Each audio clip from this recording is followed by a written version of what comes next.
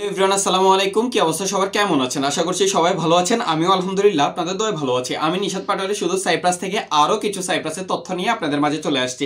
যদি ভিডিওটা ভালো লাগে অবশ্যই লাইক কমেন্ট করে আমাদের পাশে থাকবেন। আর যারা এখনো আমাদের আনসিন সাইপ্রাস এই ইউটিউব চ্যানেলটিকে সাবস্ক্রাইব করেন নাই, অবশ্যই সাইপ্রাসের যে সমস্ত বিষয়গুলো জানার জন্য আমাদের চ্যানেলটিকে সাবস্ক্রাইব করে আমাদের পাশে থাকবেন।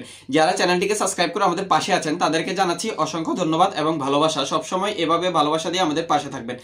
আজকে আমি কথা বলবো যে সাইপ্রাসের কোটা সিস্টেম নিয়ে। আপনারা অনেকেই ইতিমধ্যে অবগত আছেন বা অনেকেই জানেন, অনেকেই প্রশ্ন করে থাকেন যে ভাই সাইপ্রাসে যে কোটা সিস্টেম করা হয়েছে এই কোটাটা কি বা এটার সিস্টেম কেমন, সেই বিষয়ে কিছু কথা বলেন।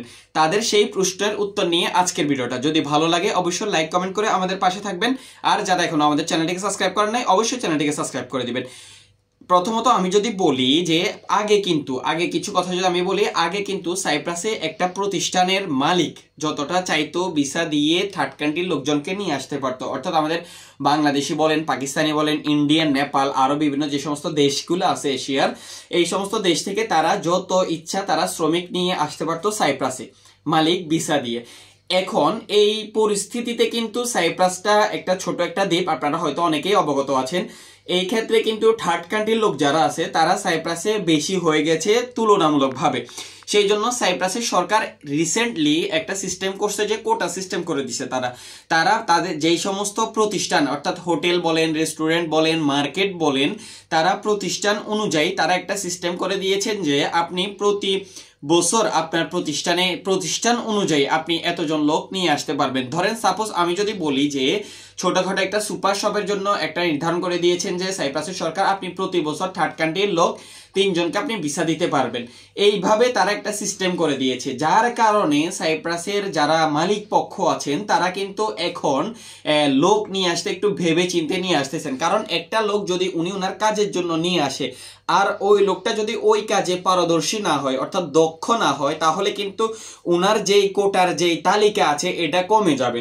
এই জন্য কিন্তু সাইপ্রাসের ইদানিং ভিসার যেই চাহিদা এটাও কিন্তু অনেকটা কমে গিয়েছে। আপনারা হয়তো অনেকেই ইতিমধ্যে অবগত আছেন যে সাইপ্রাসের ভিসাগুলা খুবই স্লোলি উঠতেছে বা তেমন একটা আগের মতো আগে 2 বছর বা 1.5 বছর আগে যেভাবে ভিসাগুলো উঠেছিল অহরহর, এখন কিন্তু আর তেমন একটা উঠতেছে না, কারণ এটা কোটা সিস্টেম করার কারণে।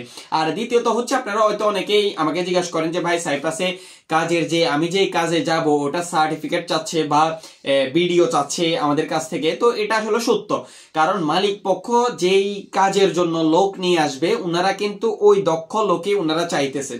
কারণ যেহেতু উনি একটা ভিসা বের করলে উনার কোটা থেকে একটা লোকের নাম চলে যাবে বা একটা লোক উনার কোটা থেকে কমে যাবে, তো উনি যেই কাজের জন্য লোক নিয়ে আসতেছে ওই কাজে যদি লোকটা ওই কাজ করতে না পারে তাহলে যেই মালিক ভিসা দিবে তারও লস, যে আসবে তারও লস। এই ক্ষেত্রে কিন্তু যারা কাজ অর্থাৎ আপনি যদি একটা কাজ জানেন বলে আসেন, তাহলে আপনি যদি ওই কাজটা না জানেন তাহলে কিন্তু মালিক পক্ষ আপনাকে পুনরায় দেশে পাঠিয়ে দিবে।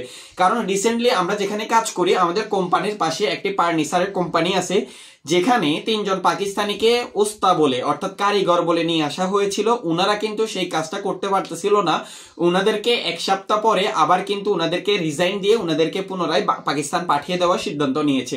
তো সুতরাং সবকিছু মিলাই এটা ক্ষেত্রে এখন আগের মতো সেরকম ভাবে ভিসার যেই প্রক্রিয়া এটাকে কিন্তু উনারা ঠিক একটা কোটা সিস্টেম করা হয়েছে। যেভাবে আপনারা হয়তো অনেকেই দেখেছেন যে আমাদের বাংলাদেশে একটা মুক্তিযোদ্ধা কোটা বা বিভিন্ন কোটা রেখেছিলেন উনারা, সেই ক্ষেত্রে এখন সাইপ্রাসের ভিসাগুলো কিন্তু কোটা সিস্টেম করে দেওয়া হয়েছে। তো এটা কিন্তু সত্য এবং এটা কিন্তু বাস্তব। কোটাটা হচ্ছে এরকম, আপনারা অনেকেই জানতে চাইছেন তাদের জন্য বলা। যদি ভালো লাগে অবশ্যই লাইক কমেন্ট করে দিবেন। আর যারা এখনো আমাদের আনসিন সাইপ্রাস এই ইউটিউব চ্যানেলটিকে সাবস্ক্রাইব করেন নাই এখনো পর্যন্ত, অবশ্যই সাইপ্রাসের এরকম তথ্য জানার জন্য আমাদের চ্যানেলটিকে সাবস্ক্রাইব করে আমাদের পাশে থাকবেন। ধন্যবাদ সবাইকে। আসসালামু আলাইকুম রহমতুল্লাহি ওয়া বারাকাতুহু।